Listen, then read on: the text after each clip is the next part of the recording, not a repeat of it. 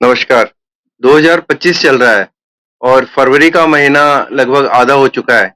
प्रयागराज में कुंभ का आयोजन हो रखा है। जैसा कि हम जानते हैं, बृहस्पति जो है अपनी एक परिक्रमा, सूर्य की परिक्रमा 12 साल में पूरी करता है और इसमें जो है कुंभ का आयोजन किया जाता है। कुंभ में जाके डुबकी लगाना और उसको एक पुण्य का काम माना जाता है। ये माना जाता है कि उससे हम पुण्य कमाते हैं। हिंदू धर्म में हर समय के लिए, हर मोमेंट के लिए कुछ ना कुछ ज़रूर है। शिक्षा की बातें ज़रूर कही है, चाहे हम हमारा पिछला जन्म हो, आने वाला समय हो, हमारे रिलेशन हो, हमारी प्रकृति हो, हमारा विश्व हो, हर बारे में कुछ ना कुछ ज़रूर कहा गया है।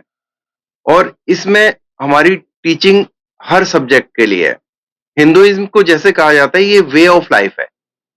अभी धीरे-धीरे जो है हमारी जो सनातन धर्म की बातें थी, उसका लोप होते जा रहा है। उसके कारण कई रहे हैं। पिछले 1000 साल में जो है इसका हनन हुआ है। ये बातें छुप गई हैं या छुपा दी गई हैं।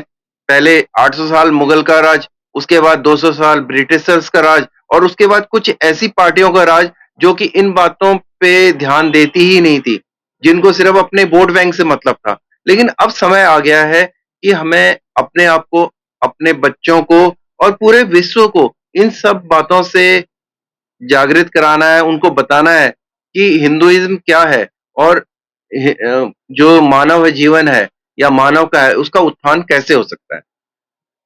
जो मॉरल शिक्षा थी, नैतिक शिक्षा या आचार संहिता, उसकी जो बातें होती थी पहले माता-पिता से बच्चा सीखता था। उसके जो परिवार में और सीनियर होते थे, दादा-दादी, ताऊ-ताई, चाचा-चाची जो भी थे या उनके रिलेशन में जो होते थे या जो भी बुजुर्ग उनके निकट होते थे, वो उनको बताते थे कि क्या ठीक है, क्या ठीक नहीं है, क्या करना चाहिए और क्या नहीं करना चाहिए।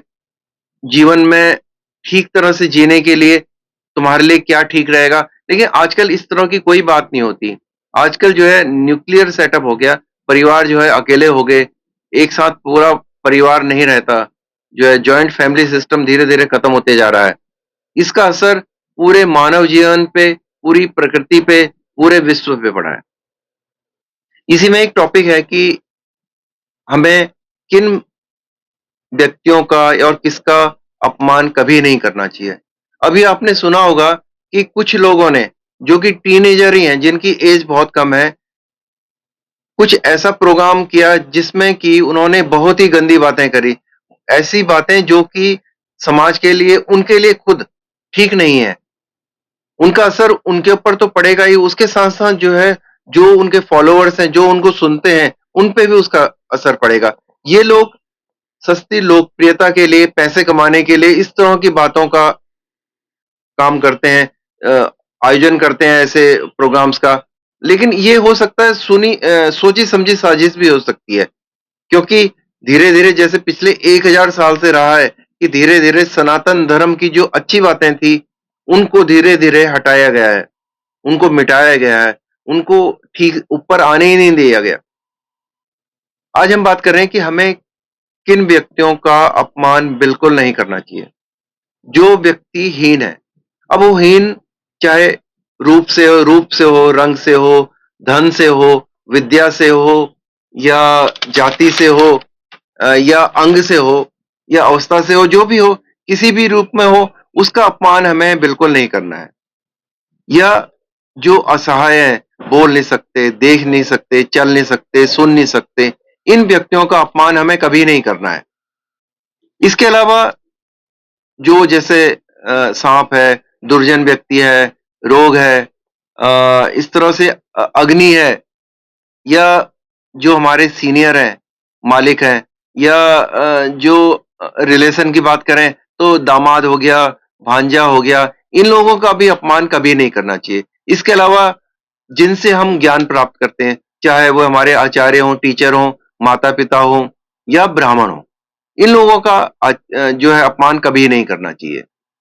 इन अगर हम इन लोगों का अपमान करते हैं तो इसका सीधा-सीधा असर जो है हमारे ग्रहों पे पड़ता है। ग्रहों पे पड़ता है मतलब हमारे जीवन पे पड़ता है और सिर्फ हमारे जीवन पे नहीं, जो हमारे से जुड़े हुए लोग हैं, हमारी आने वाली जो पीढ़ी है उन पे पड़ता है। मान लो जैसे आप किसी अंधे व्यक्ति का अपमान करते हैं, तो उसका सीधा-सीधा असर आपके सूर्य ग्रह पे पड़ता है। आपका सूर्य ग्रह खराब होगा या आपके आने वाली पीढ़ी का सूर्य ग्रह खराब होगा। माँ का या माँ समान किसी स्त्री का अपमान होता है, तो सीधा-सीधा आप अपने चंद्रमा को खराब कर रहे हैं। बड़े भाई का, मामा का या ताऊ का अपमान हो रहा है, तो सीधा-सीधा जो है आप मंगल ग्रह को खराब कर रहे हैं। इसी तरह से आचार्य का, ब्राह्मण का आप अपमान करते हैं, तो सीधा-सीधा जो है आप अपने गुरु को खराब कर रहे हैं। इसलिए हमें अपमान तो करना ही नहीं है। इसके अलावा जैसे जो असहाय व्यक्ति हैं, बूढ़े हैं या चल नहीं पा रहे ठीक से, सुन नहीं पा रहे, ये देख नहीं पा रहे, उन लोगों का है या जो थोड़ा क्या बोलते हैं उसको, निचले स्तर में है व्यक्ति, गरीब हैं, उनका अगर आप अपमान करते हैं, तो सीधा-सीधा आप अपने शनि को खराब कर रहे हैं। आगे से आप ध्यान रखिए कि ऐसी बातें ना हों जिससे की वजह से आप जो है आपके ग्रह खराब हों और आपको जीवन में कष्ट मिले। आप अपने दोस्त का अपमान करेंगे, ठीक है, वो आपके सामने कुछ नहीं बोल रहा, लेकिन आप अपने बुध ग्रह को सीधा-सीधा खराब कर रहे हैं। ऐसे काम करने ही नहीं चाहिए, जिससे कि हमारे जीवन में, हमारे आस-पास के वातावरण पे या पूरे विश्व पे कोई असर पड़े। धन्यवाद, आज के लिए इतना ही, अगली बार किसी और टॉपिक के ऊपर बात करेंगे। अगर आपको चैनल अच्छा लगता है, तो आप सब्सक्राइब कीजिए, लाइक कीजिए, शेयर कीजिए।